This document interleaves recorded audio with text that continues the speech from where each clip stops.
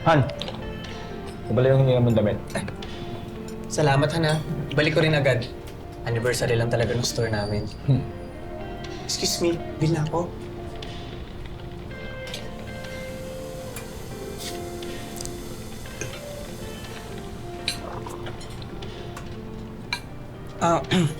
Han, siguro sa susunod, sa mas mura na lang tayo kumain.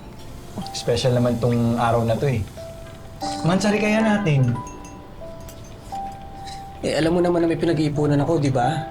Malapit ko na mabili washing machine ni nanay. Hindi ko mapadeliver kasi lagi yung kinukulang ng pera kakakain natin sa labas.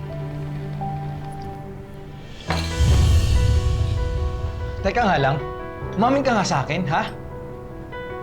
May iba ka na bang gustong kadate, ha?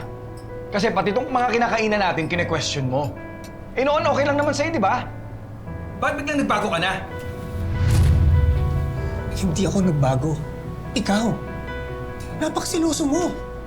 Lahat pinagsisilosan mo. Pati pagpili natin ng kakainan, iniisip mo na iba akong gustong kadate. Oo noon, ayos lang sa akin na kumakain tayo sa labas. Kasi minsan lang. Pero di mo na sinabi sa akin na every month kailangan kumain tayo sa labas. Alam mo, pinag-iipunan ako. May pamilya akong kailangan buhayin. So ano? Bad influence naman ako sa'yo ngayon, ha? Alam mo, hindi yan ang gusto ko sabihin. Huwag mo nga akong gawing tanga. Huwag mong gawing dahilan yung pagsiselos ko para pagtakpan yung mga kasalanan mo. Ako pa talaga ang may kasalanan, ha? Napapagod na ako. Jason!